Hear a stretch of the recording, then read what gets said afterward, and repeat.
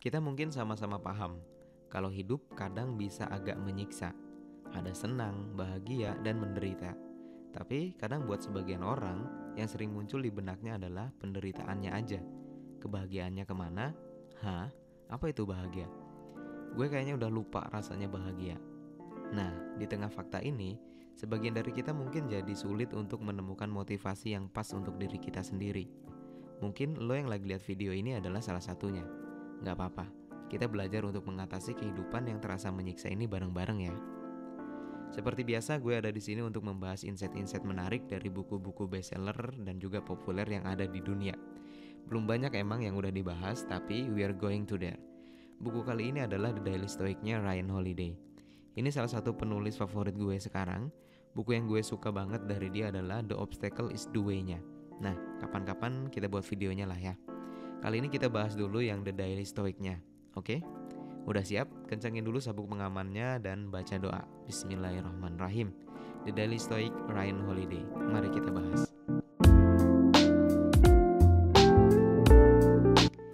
Buku ini sebenarnya merupakan terjemahan asli dari tulisan beberapa filsuf Stoik, termasuk Epictetus, Marcus Aurelius, Seneca, Rufus, dan Zeno. Buku ini bertujuan untuk memberikan pelajaran tentang pertumbuhan pribadi atau tentang pengembangan diri, manajemen kehidupan, dan juga tentang mindfulness. The Daily Stoic ini dibuat untuk dibaca 1 halaman per hari. Setiap halaman ini menampilkan kutipan dari seorang filsuf Stoa dan juga dibersamai dengan komentar Ryan Holiday. Buku ini diatur secara temporal dan tematis selama 12 bulan dalam setahun. Jadi buku ini memang baiknya tuh dibaca sehari selembar sebelum kamu melakukan aktivitas sehari-hari misalnya. Biar jadi imun gitu, kalau di hari itu misalnya lo dapat masalah yang cukup berat, otak lo bisa nge-recall lagi tentang nasihat-nasihat filsuf yang lo baca tadi. Konsepnya cukup menarik ya. Ada beberapa poin yang bisa gue ambil dari buku ini. Pertama, stoik itu artinya meningkatkan awareness kita terhadap diri kita sendiri dan juga orang lain. Kita mungkin pernah menganggap kalau filsafat itu cuma buat para kutu buku, atau mungkin buat kakek-kakek tua yang sudah janggutan dan tinggalnya di gua-gua gitu. Kalau lo berpikiran seperti itu, mungkin sudah saatnya mengganti image tentang filsafat. Apalagi tentang filsafat stoik ini. Stoa itu intinya adalah tentang cara kita meningkatkan kesadaran diri.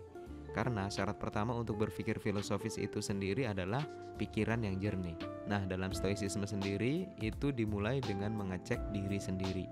Guru besar Stoa abad ke-2 Masehi yang bernama Epictetus, dia pernah mengatakan kalau kita mau menjadi filsuf, hal yang pertama kali harus kita lakukan adalah memeriksa pola pikir atau gagasan yang biasa kita gunakan sebelumnya. Kita juga perlu mempertanyakan emosi, kepercayaan, bahkan kata-kata yang biasanya kita gunakan sehari-hari. Melalui proses ini, kita menjadi terbiasa untuk menganalisa pikiran kita sendiri. Karena biasanya ego yang kita punya ini bisa menipu diri kita sendiri, sehingga menghambat kita untuk terus belajar. Kita nggak akan belajar sesuatu yang baru kalau kita pikir kita emang udah mengetahui segala-galanya. Jadi kemampuan untuk mengosongkan gelas itu sangat penting ternyata. Itu sebabnya penilaian terhadap diri sendiri yang jujur dan juga belak-belakan itu juga penting banget. Efek samping dari hal ini, mungkin kita akan merasa kurang nyaman sih ya. Karena kita jadi tahu kan ya, kalau ternyata selama ini kita ini memiliki banyak sekali kelemahan dan juga kekurangan yang mungkin nggak kita sadari. Ada istilah yang menarik tentang ini, namanya adalah efek burung unta, atau bahasa kerennya adalah ostrich effect. Yakni keadaan di mana kita menghindari informasi tertentu, karena informasi tentang sesuatu itu memang nggak pingin kita tahu, nggak pingin kita dengar. Bahkan kalau kita tahu, nanti malahnya bikin kita sakit hati sendiri. Contohnya, lo habis presentasi di kelas dan lo merasa kurang maksimal emang dalam presentasi itu. Sehingga setelah itu lo langsung kabur pulang atau sembunyi kemana gitu. Lo sengaja menjauhi teman-teman lo, bukan karena apa-apa. Lo cuma takut mendengar komentar tentang penampilan lo tadi. Intinya lo berpikir lebih baik gue gak tahu, sehingga semuanya akan baik-baik saja.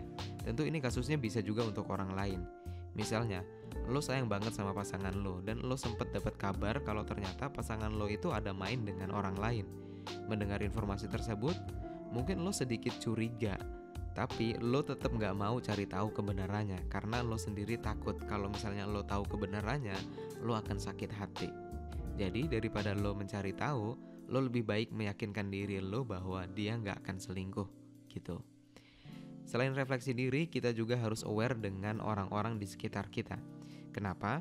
Karena orang-orang terdekat atau orang-orang yang sering menghabiskan waktu bersama kita, ini sangat berperan penting terhadap pembentukan kepribadian yang kita miliki saat ini, atau bahkan sampai kepribadian yang akan kita miliki di masa yang mendatang. Kalau kita berada di antara orang-orang yang ingin maju, positive vibes istilah kerennya ya, maka kita harus sering mendukung satu sama lain. Karena kalau kita hidup di lingkungan yang terpuruk, madesu gitu ya. Ini istilahnya jadul banget sih emang. Masa depan suram kalau teman-temanmu yang belum tahu. Tentu ini juga bisa membuat kita terpuruk dan bahkan semakin terpuruk. Kalau saran dari Seneca, salah satu filsuf Stoa, ia menyarankan kita untuk mengingat seseorang yang kita hormati atau yang kita kagumi. Nah, kehadiran mereka dalam pikiran kita ini bisa memandu arah penilaian-penilaian kita nantinya. Nah, teman-teman, prinsip umum dari poin ini udah jelas banget dong ya. Intinya, kalau kita mengenal diri kita sendiri dan juga orang lain dengan lebih baik, maka semakin baik juga kita menganalisa tindakan dan juga perbuatan yang kita lakukan. Pertanyaannya adalah, sudahkah lo aware dengan diri sendiri? Silahkan dijawab dalam hati. Kedua, Stoik ini mengelola rentang perhatian kita dengan mencari kejelasan dalam pikiran kita.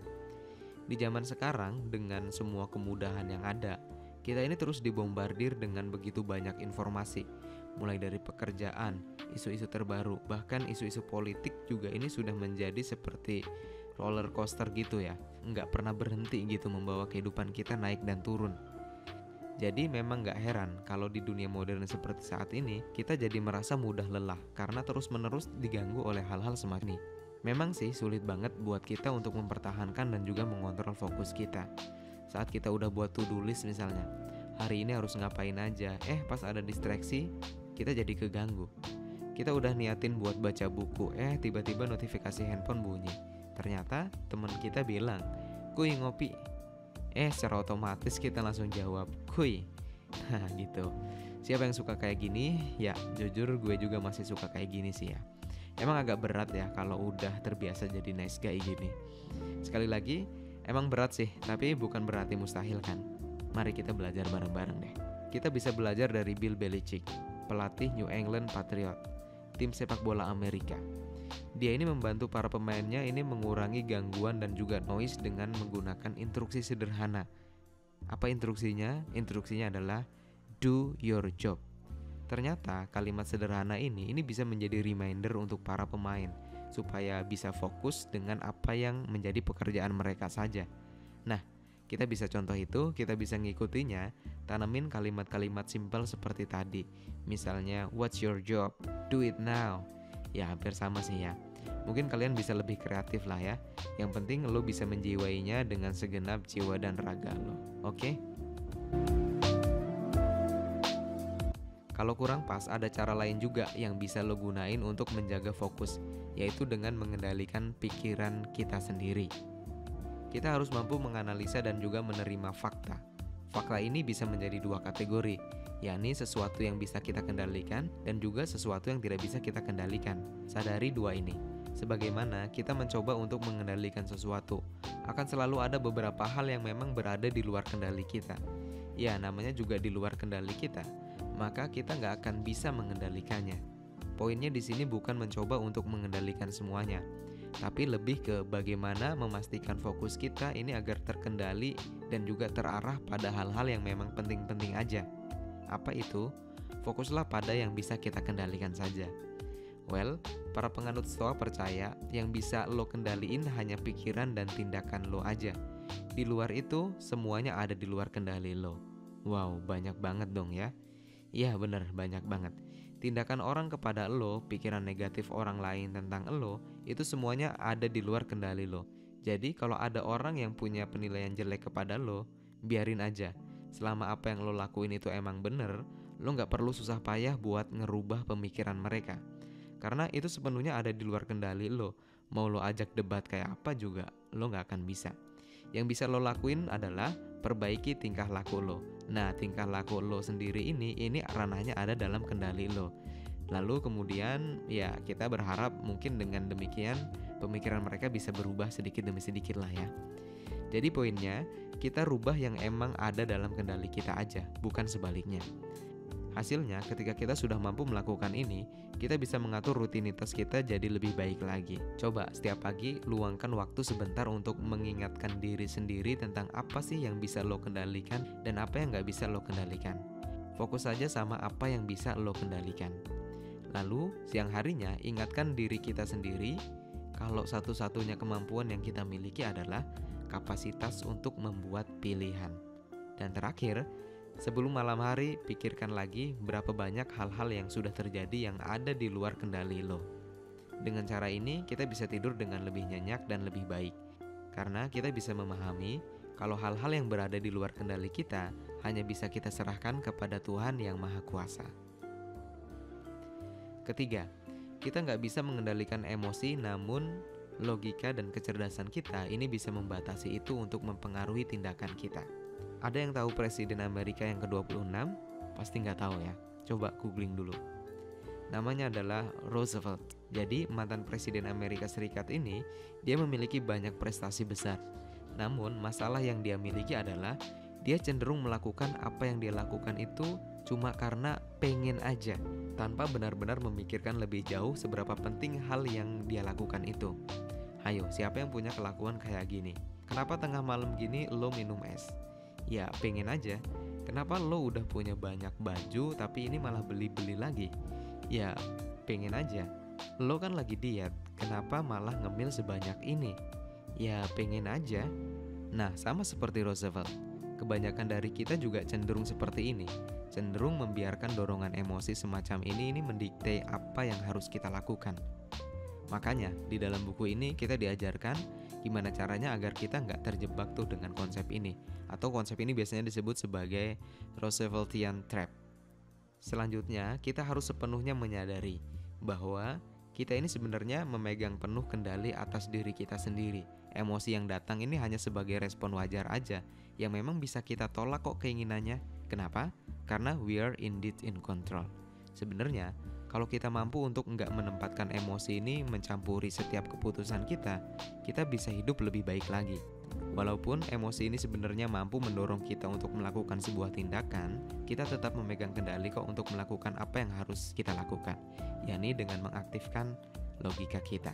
Jadi, mari belajar bersama. Oke teman-teman, demikian insight buku yang saya dapat dari The Daily Stoic-nya Ryan Holiday. Apabila teman-teman suka dengan konten ini, silahkan klik like, komen, dan subscribe. Gue pengen banget denger komentar dari teman-teman semuanya tentang konten ini. Dan kalau teman-teman misalnya punya usulan buku apa yang harus dibahas untuk selanjutnya, silahkan juga komen di sini. Oke, terima kasih. Sampai jumpa di konten-konten selanjutnya. Assalamualaikum warahmatullahi wabarakatuh.